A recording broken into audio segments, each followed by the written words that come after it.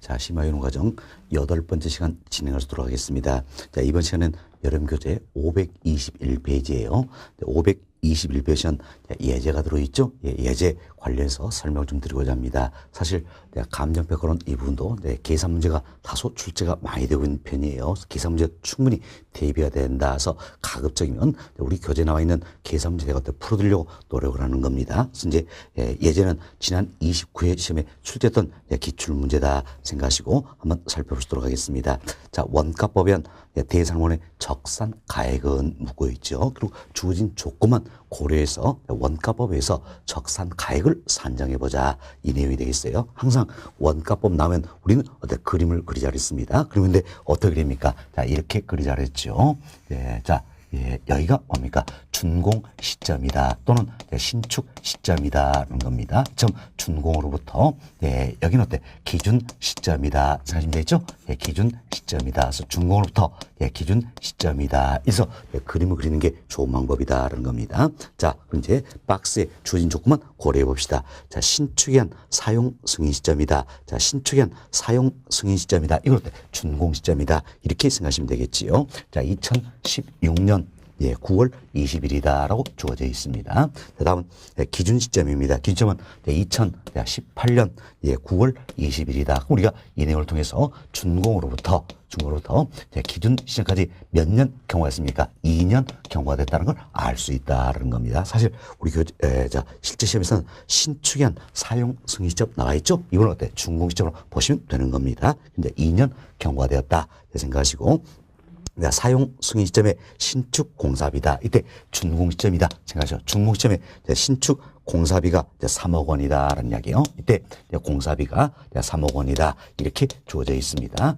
준공 시점 이걸 생각하시면 되겠죠. 이 시점에 공사비가 3억 원인데 신축 공사비는 적정하다. 이렇게 표현됐네요. 다음 그 아래점 봅시다. 공사비 상승률입니다. 매년 전년 대비 5%씩 상승했다. 그때 준공 시점을 우리가 보자 그랬죠. 준공 시점에 공사비가 3억인데 매년마다 5%씩 상승했다 그랬어요. 그럼 준공 시점부터 기준 시점까지는 몇 년 경과했어요? 2년 경과했죠? 2년 경과인데 어때? 이제 이 1년 동안에 공사비가 어때? 5% 상승했다. 이런 의미였고 또 1년 동안에 5% 어때? 상승했다. 이런 의미가 된다. 생각하시면 되겠습니다. 다음 경제적 내용수는 50년입니다. 그럼 어때? 준공 시점부터 이렇게 생각하죠? 준공 시점부터 내용뉴스 만료될 때까지 이때까지 경제적 내용수가 총 몇 년입니까? 50년이다라는 이야기. 그럼 사실 경제적 뉴스는 총 50년인데 지금 어때?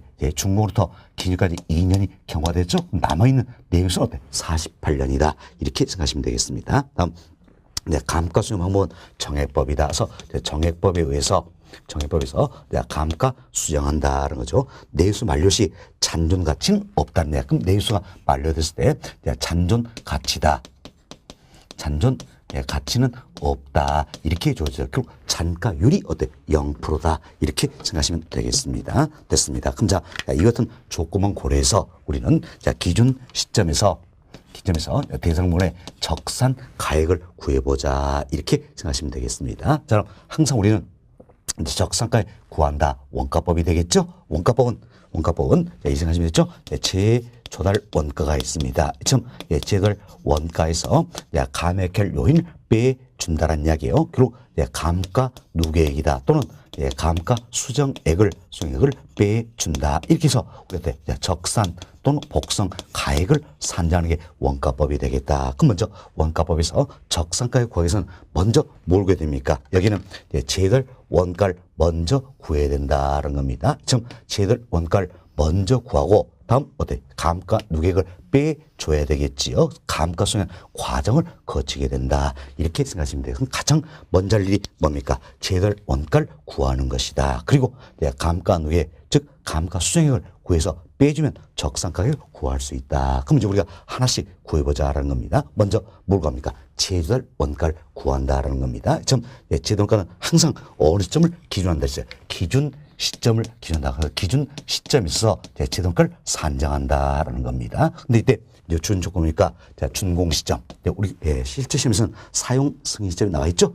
준공 시점을 생각하셨어요. 준공 시점에 중공 시점에 자 어때 이제 공사비 3억이다 이걸 알려줬네요. 그럼 어때 준공 시점에 3억을 기준 시점으로 바꿔버리자는 이야기예요. 바꿔버리면 기준 현재 자 공사비 구할 수 있게 이걸 어때 제도론가로 활용하면 되겠다. 결국 매년마다 5%씩 상승했다. 이 조건을 고려하잖냐. 결국 최초의 건축비를 알고 있다는 이야기. 그럼 변동률법 적용해서 우리가 제도론가를 구할 수 있다. 이렇게 생각하시면 되겠습니다. 자 그럼 여기 보세요. 여기서 조금 까다로운 유형의 문제가 되겠는데 매년마다 5%씩 어때? 상승했다냐. 매년마다 5% 상승했으니까 1년 동안 5% 상승했죠? 이 가격이 다시 어때? 5% 상승했다는 이야기야. 그래서 복리 방식이다. 할 수 있겠죠?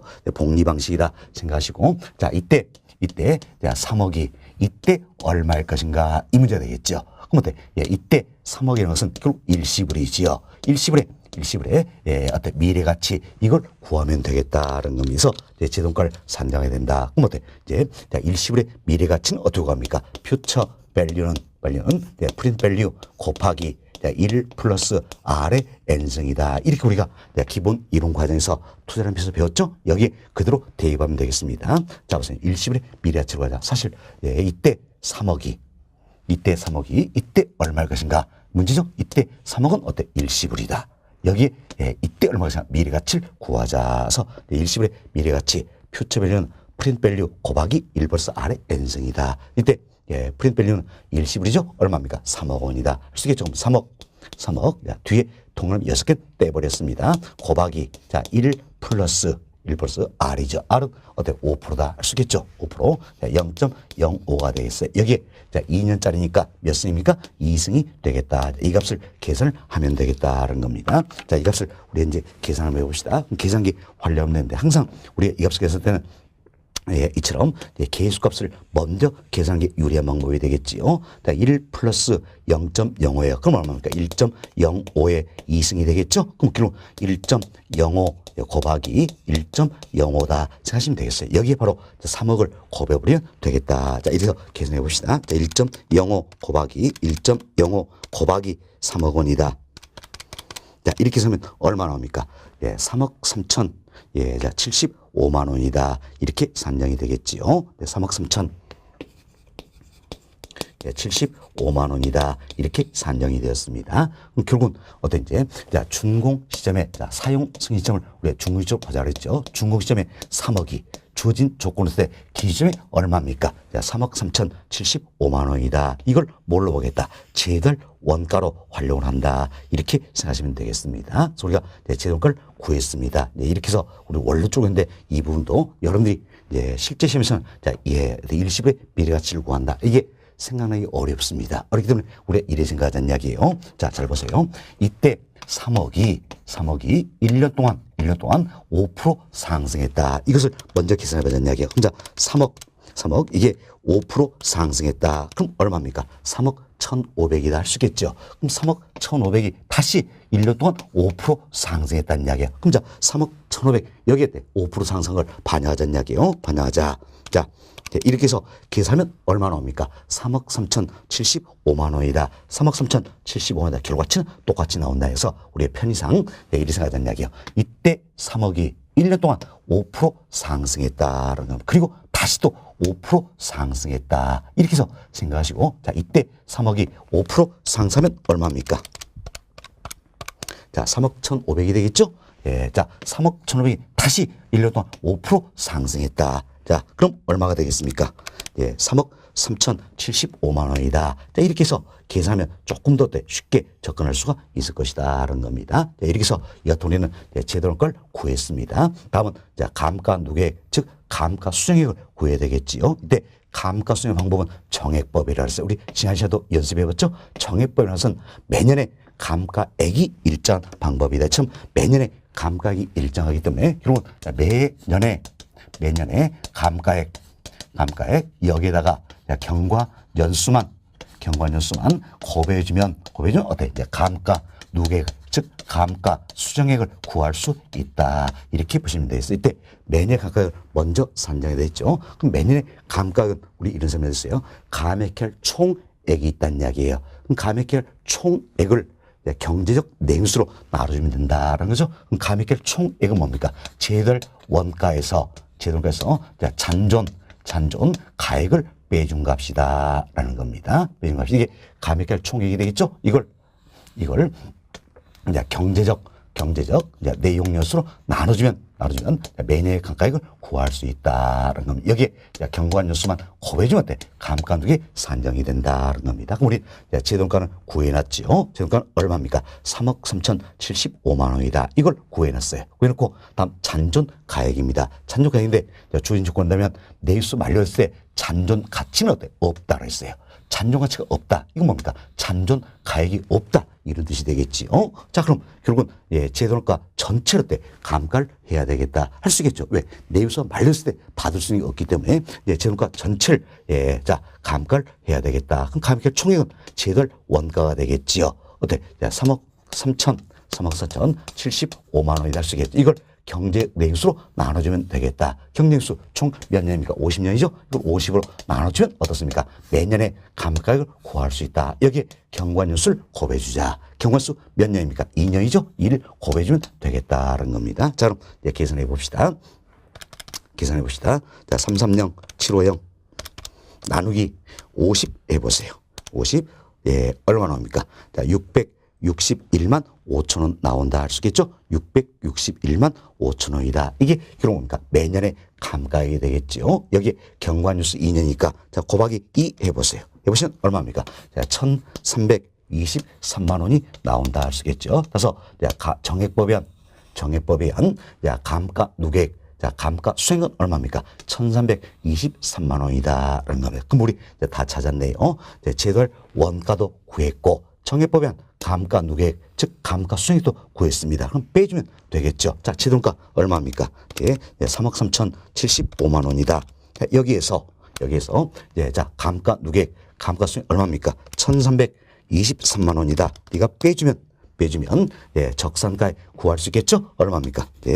317, 520 000이다 알 수 있겠네요. 3억 1,752만 원이다. 자, 이렇게 해서 우리가 적산가액을 구해볼 수가 있다라는 겁니다. 그래서 답은 몇 번입니까? 4번이 되겠죠? 주어진 조건만 고려해서 우리가 적산가액을 구해보았다. 답은 4번이 되겠네요. 4번 보세요. 3억 1,752만 원 나와있죠? 3억 1,752만 원이다. 답은 4번이다. 이렇게 계산하는 문제예요. 이게 이제 실제로 지난 시험에 출제했던 계산 문제입니다. 그렇지만 굉장히 까다로운 유형이에요. 여러 차례 반복수하고 연습이 되셔야겠다. 그래서 여러분들이 힘이 드시더라도 틀려도 좋습니다. 지금은 한번 풀어보는 게 중요한 시점이다 생각하시고 틀려주니까 풀어보시려고 노력을 좀 해보시기 바라겠어요. 그리고 앞으로 또 계산 문제만 계산 선별해서 여러분께 해설해드리고 비법을 설명해드린 시간이 또 있을 겁니다. 그 시간 때 이 같은 유형 문제도 우리가 집중적으로 또 학습을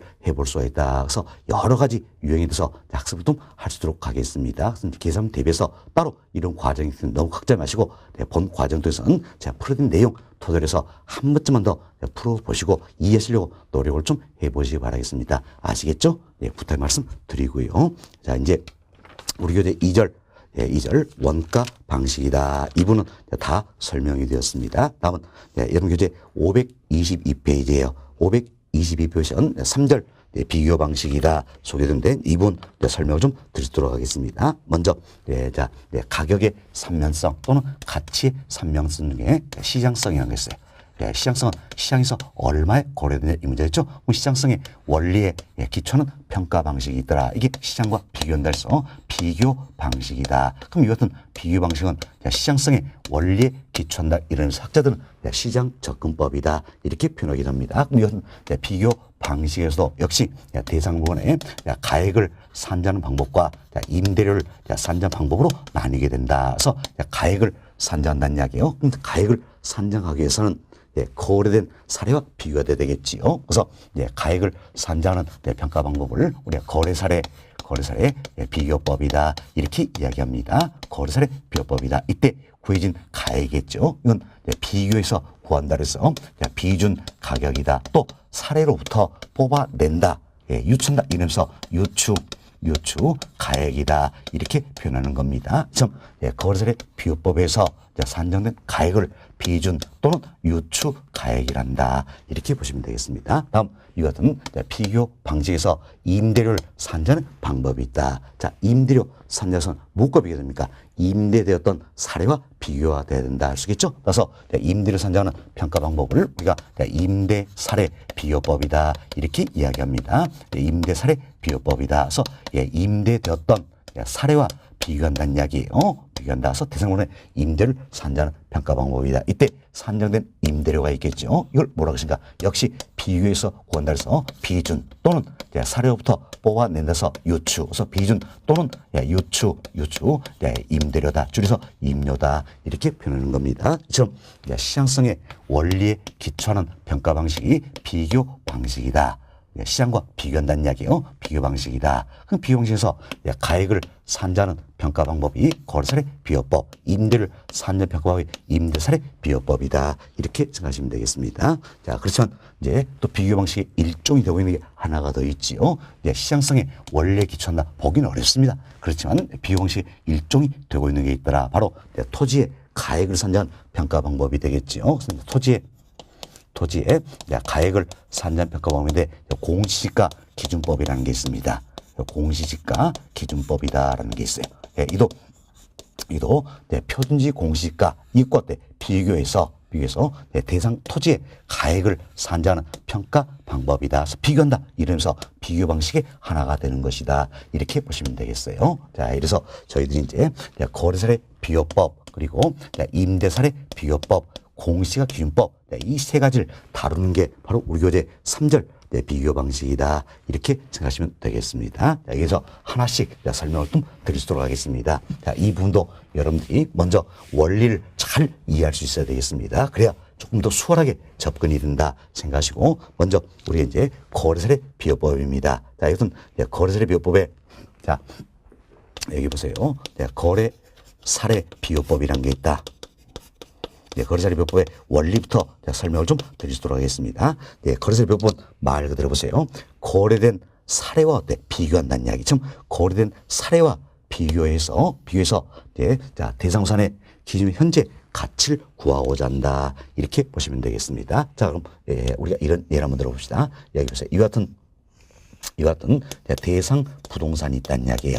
대상 부동산은 감정평가의 대상이 된 부동산이 될 수 있겠죠. 좀 대상 부동산의 기준 시점, 현재의 가치를 구하고자 항상 우리는 기준 현재 가치를 구하는 겁니다. 이때 기준점이 예를 들어서 2019년 3월 1일이다. 그럼 이것은 대상 부동산의 2019년 3월 현재 가치를 구하고자 한다. 어떤 방법? 거래사례 비교법을 통해서. 그럼 거래사례 비교법은 거래된 사례와 비교가 되겠지요. 자, 그럼 이와 같은 거래된 사례가 있다는 이야기. 이걸 우리 흔히 사례 부동산이다 이렇게 표현할 수 있겠죠. 이와 같은 사례 부동산이 거래된 시점이 있다는 이야기예요. 그런 시점이 있다. 자, 보니까 기준 시점부터 1년 전이네요. 2018년 3월 1일 날 거래했다. 얼마에? 사례 가격이 있겠죠? 거래된 사례의 가격이 있다라는 이야기요. 자, 그래서 50억이더라. 이렇게 생각을 해봅시다. 자, 보세요. 이제 2018년 3월 1일 날 50억에 거래된 사례가 있더라. 이를 통해서 대상부산의 기준 현재 즉 2019년 3월 현재 가치를 구해보는 게 바로 뭡니까?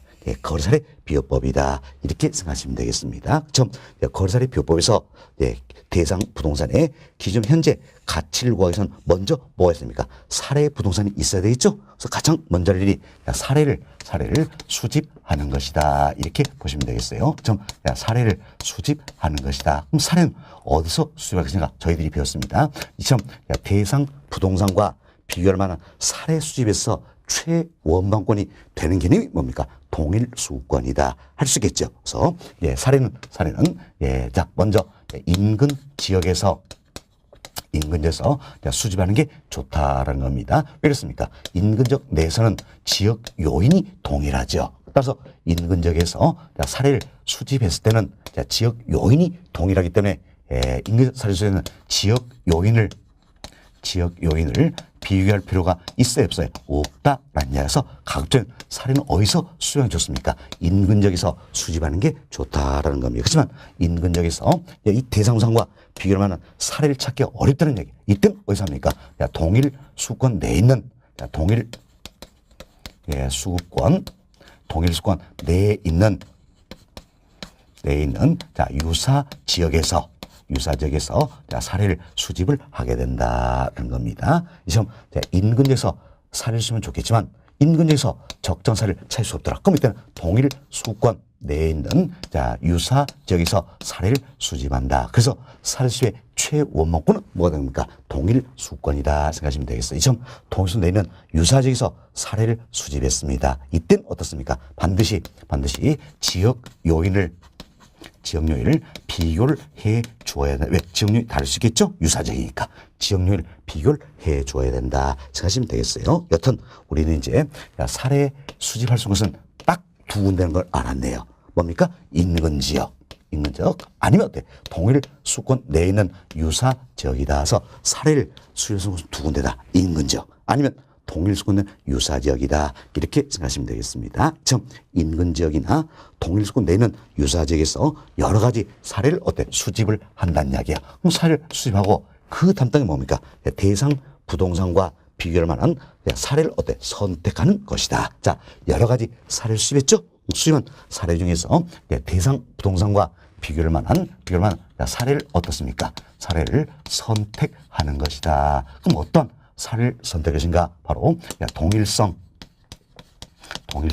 또는 유사성이 있는 사례를 선택을 해야 된다. 사실 이처럼 대상 부동산과 비교하기 위해서 그래서 동일성 또는 유사성이 있어야 되겠죠. 그래서 동일성 또는 유사성 있는 사례를 선택한다. 흔히 이분을 이렇게 말 바꿉니다. 차별성 있는 사례를 선택한다. 말은 그렇듯 해요. 그렇지만 보세요. 차별성이 있다면 비교가 됩니까? 안 됩니까? 안 되죠. 그래서 이때는 사례로 선택될 수 없다라는 겁니다. 그래서 동일성 또는 유사성 있는 사례를 선택을 하게 된다. 지금 사례를 선택했어요. 선택했으면 선택된 사례의 가격이 있다라는 겁니다. 그럼 이 사례를 통해서 한번 또 살펴봅시다. 인근 지역이나 동일수권 내는 여러 가지 사례를 수집했어요. 그럼 수집한 사례 중에서 이 대상상과 비교를 만한 사례를 선택했습니다. 이 점 사례 부동산이 선택이 되었다는 이야기예요. 그럼 선택된 사례 부동산의 사례 가격이 있죠? 이 사례니까 얼마입니까? 50억이네요. 50억. 이처럼 선택된 사례 가격을 적정화시켜서 대상 부동산의 기존 현재 가치를 구해보는 것이다. 이렇게 생각하시면 되겠습니다. 자, 그럼 우리가 이제 적정시킨 과정을 간단하게 말씀을 드릴게요. 먼저 얘기합시다. 이 사례를 보세요. 이 사례는 사례 부동산이죠. 사례 부동산이 2018년 3월 1일 날 거래가 됐죠. 얼마에? 50억에 거래됐다. 그럼 이때 50억이 지극히 정상적으로 거래된 가격이면 아무런 문제가 없다라는 이야기예요. 그렇죠? 그렇지만 이 사례를 보니까 아버지가 아들에게 팔았던 사례들한 이야기처럼 아버지가 아들에게 팔았던 사례들아. 아버지가 아들을 보면서 무려 100%나 비싸게 팔았던 사례들아라는 겁니다. 이럴 수 있어요, 없어요? 있죠. 경우에 따라서는 이럴 수도 있다는 이야기. 그래서 아버지가 아들에게 팔았던 사례인데 100%나 비싸게 팔았던 사례다. 그럼 결국 이때 보세요. 선택된 사례 가격 있죠. 사례가 50억은 이 당시에 거래 시점 이 당시에 정상적 가격이다 할 수 있어요, 없어요? 없지요. 왜? 100% 비싸게 팔았으니까. 이때 50억은 이 당시에 100% 비싼 가격이다. 이렇게 생각하시면 되겠지요. 그럼 우리 비교하기 위해선 거래 시점 이 당시에 정상적인 가격으로 만들어줄 필요가 있더라는 겁니다. 그래서 잘 보세요. 거래 시점 이 당시에 지극히 정상적으로 거래된 가격이 50억이면 아무런 문제가 없다는 이야기예요. 그러나 이처럼 이제 아버지가 아들 편에서 100% 비싸게 팔았더라. 좀 특별한 사정이 개입된 게 50억이라면 이 거래점 당시에 정상적인 가격은 아니란 이야기예요. 우리가 정상적 가격으로 만들었을 때 비교가 돼야 되겠지요. 좀 특별한 사정이 개입이 되어 있더라. 이때 정상적 가격으로 만들어주는 작업이 있다는 이야기예요. 그래서 우리가 흔히 사정 보정이다 이렇게 이야기합니다. 특별한 사정이 개입되어 있으면 개입됐으면 이럴 때 보정을 하겠다. 그래서 어때? 거래점 이 당시에 정상적인 가격으로 만들어주겠다는 겁니다. 이걸 사정 보정이란다. 이것은 칠하는 걸 반영을 하겠다. 그래서 사례 가격에 사정 보정치 1 고백버리면 거래점 이 당시에 정상적 가격을 구할 수 있다는 거. 그러면 이제 사정 보정치다 7 구할 수 있어야 된다는 겁니다. 그래서 여러분들이 이 생각하세요. 7 구하는 공식이 무수히 많습니다. 절대 신경 쓸 필요 없어요. 딱 하나만 기억하자는 이야기예요. 7은 어떻게 구할 것인가 이렇게 구하는 겁니다. 자, 여기 보세요. 우리가 사례 부동산으로부터 대상부산의 기준 현재 가치를 구하는 거지요. 그럼 사례로부터 대상을 구하기 때문에 기준이 되는 건 사례가 되겠지요. 그래서 항상 기준이 되는 게 분모값이라는 이야기예요. 그럼 분모는 뭡니까? 사례 부동산이다. 이렇게 생각하시고 분자는 뭡니까? 대상 부동산이다. 이렇게 해서 7 구한다. 요령만 잘 익히면 되겠어요. 7은 어떻게 합니까? 사례 부동산에 대한 대상 부동산이다. 이렇게 해서 7 구한다 생각하시고 이 부분도 여러분들이 지금은 어렵게 느낄 수가 있을 거예요. 그러나 조금만 숙달이 되면 어때? 계산 문제 대비합시다. 이런 욕구가 생겨요. 욕구가 생기는데 문제가 뭡니까? 이제 사례가 위인지 대상이 위인지 이게 또 구분이 안 돼요. 어쩔 수 없어요. 시험 볼 때까지만 조금 속된 표현이지만 이렇게 기억을 해버리자는 이야기예요. 치는 어떻게 한다? 사례분의 대상에 대해서 사람 대가리는 위쪽에 있다. 이렇게 기억하자는 이야기예요. 그럼 어때? 자, 사람 대가리는 위쪽에 있다. 대상이 위에죠? 사람은 사례는 아래다. 이렇게 생각하시면 되겠어요. 제가 속된 표현이다 말씀드렸죠? 그래서 양해를 구한 겁니다. 어쩔 수 없어요. 비록 좀 속된 표현이지만 사람 대가리는 위쪽에 있다. 생각하시면 치는 어떻게 한다? 사례분의 대상이다. 이렇게만 생각하시면 되겠습니다. 자, 그리고 이처럼 이제 100% 비싸게 거래했다는 이야기예요. 그럼 퍼센트에 나오면 항상 이렇게 생각하시잖아요. 퍼센트에 나오면 항상 사례분의 대상인데 퍼센트니까 기준이 어때? 100분의 100이다. 이 생각하세요. 100분의 100. 100분의 100인데 이제 여기서 우리가 100% 비싸게 거래했다. 그럼 100% 비싼 건 100% 비싼 건 사례입니까? 대상입니까? 사례가 100% 비싸게 거래된 거잖아요. 그렇죠? 사례다. 그럼 사례 퍼센트니까 100% 비싸니까 그냥 더해준다는 이야기예요. 그래서 비싸면 더해주고 싸면 빼준다 생각하시면 되겠습니다. 그럼 100% 비싸니까 100을 어때? 더해줘 버리자는 이야기. 어디에? 사례. 왜? 사례가 지금 100% 비싼 거잖아요. 그죠? 그럼 사례가 100% 비싸기 때문에 100분의 100 기준 놓고 퍼센테이지니까 100분의 100 기준 놓고 100% 비싸니까 100을 더해버리자. 이렇게 보시면 되겠어요. 어디에? 사례. 왜? 사례 부동산에 100% 비싼 거잖아요. 그렇죠? 그래서 사례 100을 더해버리자. 그럼 이거 계산하면 얼마 됩니까? 200분의 100이 되겠다. 200분의 100. 이 자체가 결국 뭡니까? 사정 보정치가 되는 것이다. 이렇게 생각하시면 되겠어요. 그래서 치는 어떻게 한다? 사례분의 대상이다. 그래서 사람 대가리 위쪽이다. 생각하시고 사례분의 대상이다. 이렇게 생각하시면 되겠습니다. 됐습니다. 자, 그럼 이제 사정 보정치 200분의 100이다. 이걸 구했어요. 그럼 자, 선택된 사례 가격이 있죠? 선택된 사례 가격이 얼마입니까? 50억이지요. 50억. 이제 여기에 사정 보정치를 곱해준다는 얘기. 곱해준다. 그럼 자, 사정 보정치는 200분의 100이 되겠죠? 2분의 1이네요. 이 값 곱해주니까 얼마가 되는 겁니까? 25억이다라는 걸 알 수 있다는 겁니다. 25. 그럼 자, 그럼 우리 인용을 통해서 사례 부동산의 거래점 현재 정상적인 가격이 얼마였습니까? 결국은 25억이었어요. 25억. 그럼 정상 가격은 25억이었는데 아버지가 아들이 팔면서 100% 비싸게 50억에 팔았던 사례들라는 걸 알 수 있겠죠. 그럼 우리가 비교도 25억과 비교됩니까? 50억과 비교됩니까? 그렇죠. 당연히 25억과 비교해야 된다. 위해서 사정 보정이나 과정을 거치게 되는 것이다. 이렇게 생각하시면 되겠습니다. 자, 이제 사정 보정해 줬어요. 다음 단계입니다. 다음 단계 여기 보세요.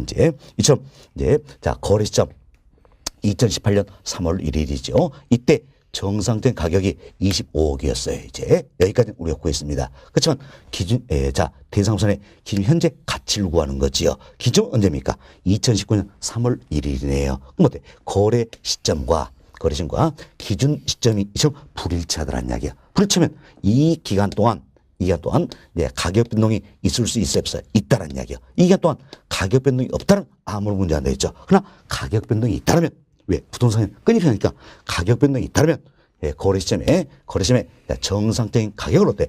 기준 현재 가격으로 바꿔줘야 된다. 좀 거래 시점에 정상적인 가격이 있죠? 이걸 기점 현재의 가격으로 자 정상화 시켜준다. 이 작업을 우리가 뭐라 배웠습니까? 시점을 맞춰준다. 그래서 시점 수정이다. 이렇게 배웠던 겁니다. 시점 수정. 그럼 우리는 시점 수정을 할 필요가 있겠죠. 시점 수정을 해준다. 일루에서도 치라는 걸 구해서 곱해주면 되겠다라는 겁니다. 치라는 걸 구해서 곱해주면 되겠다. 그래서 시점 수정했습니다. 자, 다시 보세요. 사례 부동산의 거래 시점에 사례 가격이 있었어요. 이 사례 가격이 지키 정상적으로 했다. 아무런 문제가 없겠죠. 그렇지만 특별한 사정이 개입되어 있으면 이 사례 가격을 거래 시점에 정상적 가격으로 만들어주자. 이게 사정 보정이었지요. 다음 자 거래 시점에 사례 분산의 정상적인 가격을 구했어요. 그렇지만 거래 시점과 기준이 불일치하다면 이 기간 동안 가격 변동이 있을 수가 있더라. 그럼 가격 변동이 있다면 거래 시점의 가격 순을 기준점의 가격으로 바꿔줘야 되겠죠? 이걸 뭡니까? 시점 수정이다. 이렇게 이야기했습니다. 시점 수정 일에서 치라는 걸 구해서 곱해주면 되겠다라는 겁니다. 다음 노래를 합시다. 이처럼 사례 부동산이 속해 있는 이 지역이 있다는 이야기예요. 사례 부동산이 속해 있는 이 지역에서 가청성에 영향을 미치는 요인이 있겠지요. 다음 대상으로 속해 있는 이 지역에서 가청성에 영향을 미쳐준 요인들이더라. 자 지역에서 가청성에 영향을 미치는 요인이 뭡니까? 지역 요인이다. 그럼 지역 요인도 가청성에 영향을 미치니까 비교가 되셔야 되겠지요. 그래서 다음 단계가 지역 요인을 비교하는 것이다. 일부에서도 치라는 걸 반영을 해서 곱해주면 되겠다라는 겁니다. 다음은 이처럼 사례부산 자체적으로 가청성에 영향을 미치는 요인이 있겠죠. 대상부산 자체적으로 가청성에 영향을 미치는 요인이다. 이걸 우리가 개별 요인이다. 이렇게 배웠어요. 그럼 이것은 개별 요인도 가청성에 영향을 미치기 때문에 비교가 돼야 되겠죠. 비교한다서 그 다음 단계가 개별 요인을 비교한다는 겁니다. 개별 요인을 비교한다. 그래서 일에서 치라는 걸 구해서 곱해주면 되겠다. 그리고 기타 등등의 치를 구한다는 겁니다. 이렇게 해서 산전의 가액이 바로 뭡니까? 비준 가액이다. 또는 유추 가액이다. 이렇게 생각하시면 되겠습니다. 그래서 이 흐름을 잘 이해하셔야 됩니다. 자, 이제 거래사례 비교법이다. 이는 거래사례와 비교해서 대상부산의 현재 가치를 구하는 것이다. 가장 먼저 할 일이 뭡니까? 비교할 만한 사례를 수집해야 된다. 그래서 가장 먼저 할 일은 사례 수집이다라는 겁니다. 사례는 어디서 있는 건지요? 또는 동일성이나 유사지에서 사례를 수집한다. 사례를 수집하고 수집된 사례 중에서 대상부산과 비교할 만한 사례를 선택한다는 겁니다. 동일성 또는 유사성 있는 사례를 선택한다 그랬어요. 선택하면 선택된 사례의 가격이 있다. 그럼 선택된 사례의 가격을 어떤지 정상화시켜 적정화해야 된다는 겁니다. 어떻게? 치라는 걸 반영한다는 얘기예요. 사실 우리 지난해 말씀드린 원가법에서는 감가수정이라는 과정을 통해서 우리가 적정화시켰죠? 그렇지만 거래사례법에서는 치라는 걸 반영해서 적정화시키고 있다는 겁니다. 그래서 먼저 사정, 보정, 치를 반영했지요. 다음은 시점, 수정치, 다음은 지역, 요인, 비교치, 다음은 개별, 요인, 비교치 등등의 치를 반영해서 우리가 비준 또는 유추가액을 산정하는 것이다. 이렇게 생각하시면 되겠어요. 그럼 이분도 여러분이 야보세요.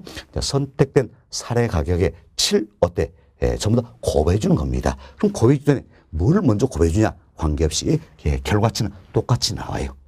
그렇지만 우리가 이제 순서를 또 물어볼 경우가 있더라서 순서를 이해하셔야 됩니다. 가장 먼저 할 게 뭡니까? 사정, 보정, 치를 반영하는 거지요. 다음은 시점, 수정치, 다음은 지역, 요인, 비교치, 다음 개별 요인, 비교치, 기타 등등을 반영한다. 이 순서를 생각하시면서 이 순서도 때 우리가 첫 글자 따서 기억을 해버리자라는 겁니다. 그래서 사, 시, 지, 개 이렇게 기억하자는 이야기예요. 사시, 지게다. 자, 사, 시, 지, 개, 기타 등등이다. 이렇게 기억하자는 이야기예요. 기억하자. 자, 우리가 또 제가 말 어거지로 만들었어요. 혹시 여러분들 사시미 좋아하시나요? 저도요. 무진장 좋아합니다. 좋아요. 하여튼 사시미 먹고 나면 뭐가 나옵니까? 찌개가 나오더라 생각하시고 사시미 사시미 먹고 나면 찌개가 나오더라 생각하시고 사시찌개다 이렇게 기억하시면 되겠습니다. 사시찌개다 해서 순서를 잡아놓으시고 다음 우리가 이제 또 치라는 걸 구할 수 있어야겠죠. 치를 구해서 반영을 하게 된다. 그럼 밑에 치는 어떻게 그러신가? 공식 딱 하나만 기억하자는 이야기예요. 어떻게 구합니까? 예, 자 사례분의 대상이다 이렇게 생각하시고 예, 어때 속된 표지만 어쩔 수 없었어요. 사람 대가리는 위쪽에 있다 생각하시면서 사례분의 대상이다. 그래서 치 구하는 공식 하나 기억하시면 되겠습니다. 거래사례 비법은 선택된 사례 가격이 있다. 이 선택된 사례 가격에 치라는 걸 반영할 때 순서는 뭡니까? 사시지계다. 기타 등등이죠. 사시지계 생각하시고 치는 어떻게 한다? 사례분의 대상이다. 이렇게 생각하시면 되겠습니다. 자, 우리가 이렇게 해서 기본적인 원리를 좀 말씀을 드렸는데, 자, 이때 그럼 거래사례 비법부터 큰 테마가 두 가지가 있지요. 먼저 어떤 사례를 선택할 것인가, 사례 선택 기준이 있다는 이야기예요. 그럼 어떤 사례를 선택해야 됩니까? 당연히 사정 보정이 가능한 사례를 선택해야 되겠죠. 시점 수용이 가능한 사례를 선택해야 되겠죠. 지역 요인 비교 가능한 사례를 선택해야 되겠죠. 개별인 비교하는 사례를 선택해야 되겠지요. 좀 선택 기준이 하나의 테마가 되어 있고, 다음 또 하나의 테마는 뭡니까? 선택된 사례의 가격을 정상화시키는 과정이다. 뭘 반영합니까? 치라는 걸 반영해서 정상화시키게 된다. 이렇게 생각하시면 되겠어요. 이 두 가지가 거래사례 비법의 큰 테마가 되는 것이다. 이렇게 생각하시고 이제 자 여러분 교재 통해서 간단히 또 복습할 수 있도록 하겠습니다. 교재 522페이지예요. 522페이지 한 1번 챕터 거래사례 비법이다 나와 있죠. 원리는 다 설명드렸습니다. 그래서 거래사례 비법 옆에다가는 별표 8개 해두시기 바라겠어요. 거래사례 비법 옆에다가는 별표 8개 해두시고 이제 양으로 1번 의의 한번 봅시다. 이미 설명 다 드렸어요. 거래사례 비법이란 대상 물건과 가치 형성률이 같거나 비슷한 물건의 거래에서 비교한다. 일단 끊어봅시다. 자 보세요. 이처럼 대상 물건과 가치 형성률이 같거나 비슷한 물건의 거래사를 비교한다 했어요. 그럼 가치 형성이 같다. 이거 뭡니까? 동일성이 있다라는 이야기예요. 동일성이 있다. 다음 비슷하다. 이거 뭡니까? 유사성이 있다. 결국 동일성 또는 유사성 있는 물건의 뭐와 거래사례와 비교한다는 겁니다. 거래사례와 비교한다. 그래서 대상 현황에 맞게 사정, 보정, 시점 수용, 가치 형성, 요인, 비교 등의 과정을 또 끊어봅시다. 자 보세요. 순서 보세요. 사정, 보정, 시점 수용, 가치 형성, 비교 나와 있죠? 그래서 우리가 사정, 보정, 다음 시점 수용, 다음은 가치 형성률 비교다. 이때 지역 요인, 개별 요인, 자 이들이 다 뭡니까? 가치 형성 요인이다 할 수 있겠죠. 그래서 여기는 지역 요인, 개별 요인, 가치 형성이기 때문에 이 과제를 모아서 규칙에서는 가치 형성 요인의 비교다 이렇게 표현하고 있는 겁니다. 그래서 사정, 보정, 시점, 수정, 가치 형성률 비교 등의 과정을 거치게 된다 생각하시고 우리 시험에서는 또 이제 이 지문 중에 사정, 보정 여기에 괄호를 쳤어요. 사정, 보정 괄호 쳐놓고 들어갈 말로 오는 것은 이렇게도 물었던 겁니다. 그래서 사정, 보정 동그라미 쳐놓으시고 사정, 보정, 시점 수용, 가치 형성 비교 등의 과정을 거쳐 대상을 가액을 선정하는 감정평가 방법을 말한다. 이렇게 이해하시면 되겠어요. 이 방법은 뭡니까? 거래사례 비교법이지요. 자, 다음 지금 봅시다. 이와 같은 거래사례 비법에 따라 산정된 가액을 비준 가액 또는 유추 가액이란다는 겁니다. 자, 그리고 박스 보세요. 박스 보시면 자, 이 내용이 소개되어 있죠. 선택된 사례 가격이 있다. 여기에 치라는 걸 반영하는데 먼저 자 사정 보정치, 다음은 시점 수정치, 다음은 지역률 비교치, 다음은 개별률 비교치, 기타 등등의 치를 반영해서 비준 또는 유추 가액을 산정하게 된다. 이렇게 생각하시면 되겠어요. 그래서 여기서도 여러분들이 첫 글자에 동그라미 쳐주면 되겠죠. 사시지게 동그라미 쳐주시고 사시 먹고 나면 찌개 나온다. 그래서 순서를 잡으시면 되겠습니다. 됐습니다. 이렇게 보시고 다음은 양고로 2번 내용이에요. 양고로 2번은 거래사례 수집 및 선택이다 소개되는데 자 어떤 사례를 선택할 것인가 임되죠. 그래서 하나의 테마가 되는 부분이다 생각하시고 어떤 사례를 선택할 것인가 이 부분이에요. 먼저 우리는 이제 동일성 또는 유사성 있는 사례를 선택을 해야 되겠지요. 즉 가치 형성 요인이 같거나 비슷한 사례를 선택해야 된다라는 겁니다. 그래서 사정 보정이 가능한 사례를 선택을 해야 된다라는 겁니다. 자, 여기 보세요. 이제 사정 보정이 가능한 사례를 선택해야 된다. 그래서 먼저 사정 보정의 가능성이 있어야 된다라는 겁니다. 다음은 시점 수행이 가능한 사례를 선택을 해야 되겠지요. 즉 시점 수행의 가능성이 있어야 된다는 겁니다. 즉 시점 수행이 가능한 얘기 뭡니까? 시간적으로 유사성이 있어야 된다 이런 의미예요. 자, 다음은 이제 지역 요인 비교가 어때? 가능해야 되겠죠? 그래서 지역 요인의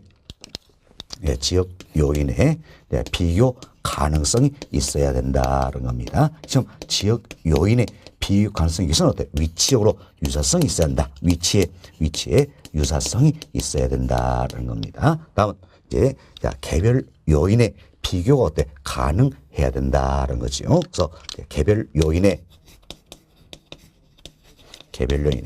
비교 가능성이 있어야 된다. 그리고 개별 요인 비교에서는 물적으로 유사성이 있어야 된다. 이렇게 보시면 되겠습니다. 자, 이처럼 사정 보정의 가능성이 있어야 된다라는 겁니다. 다음은 시점 수행의 가능성이 있어야 한다. 시간적으로 유사성이 있어야 된다는 이야기지요. 다음 지역 요인의 비교 가능성, 위치 유사성이 있어야 되겠죠. 개별 요인의 비교 가능성, 물적 유사성이 있어야 된다. 이것은 사례를 선택을 해야 되겠다. 이렇게 보시면 되겠습니다. 자, 이름이 양과로 2번 여기 소개된 내용이에요. 그래서 예름 교재 양과로 2번 한번 봅시다. 거래 사례의 수집 및 선택이다 소개되는데 첫 번째 보세요.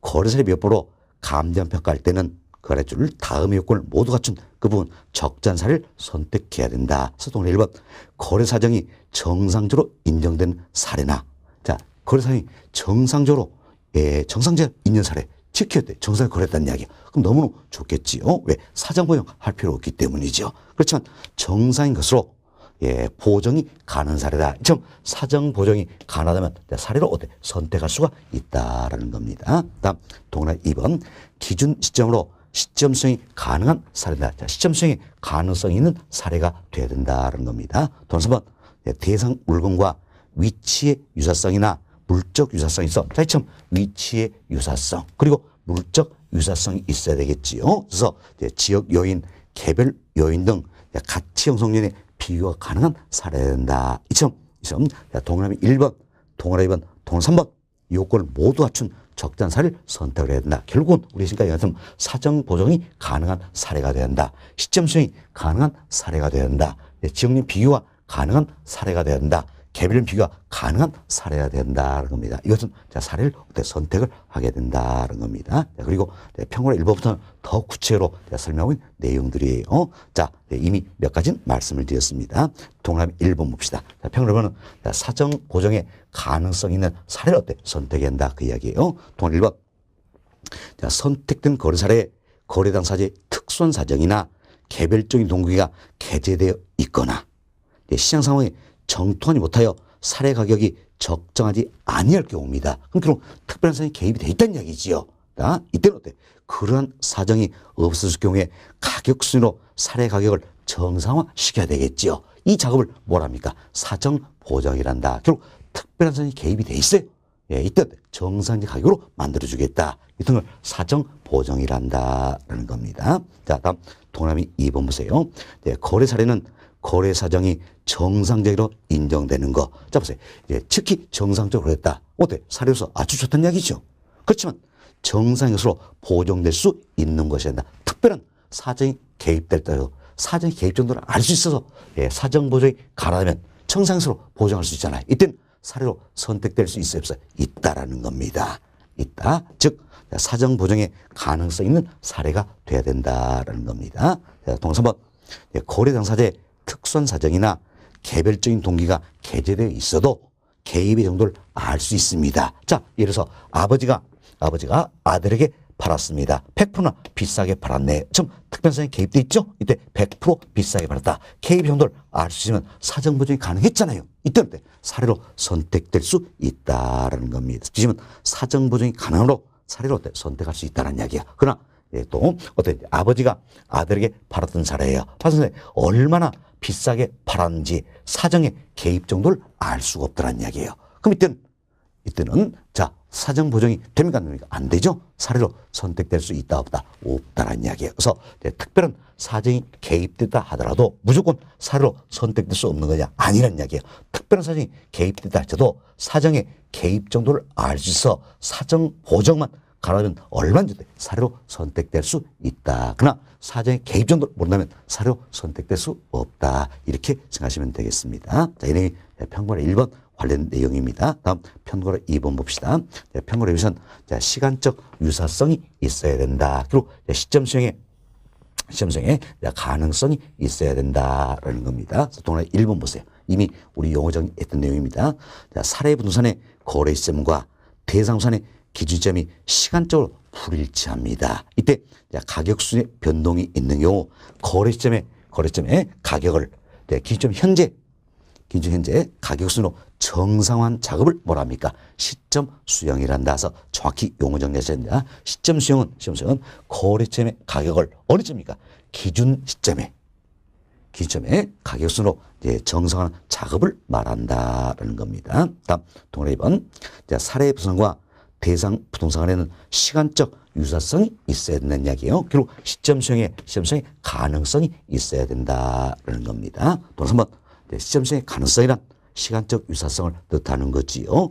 대상 부동산의 기준 시점과 유사한 시점에 거래할수록 효과적이다. 사실 여보세요. 이 점 대상 부동산의 기준 시점과 사례 부동산의 거래 시점이 유사하면 유사할수록 가격 변동이 없을 수가 있다는 이야기예요. 그럼 가격 변동이 없다면 굳이 시점 수행할 필요 있어요 없어요? 없죠. 따라서 대상 부동산의 기준 시점과 그러니까 거래 시점이 유사할수록 사례 절수는 더욱더 효과적이다. 이렇게 생각하시면 되겠습니다. 자, 다음 동그라미 4번 보세요.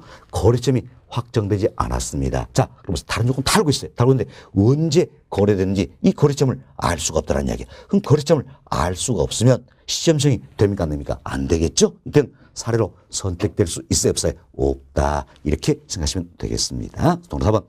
거래점이 확정되지 않은 경우에는 거래점을 알 수가 없지요. 그래서 시점 수행이 불가능하다. 이때는 사례 자료로 선택할 수 있다 없다? 없다. 이렇게 생각하시면 되겠습니다. 사실 우리가 시점 수행이라는 것은 여기 보세요.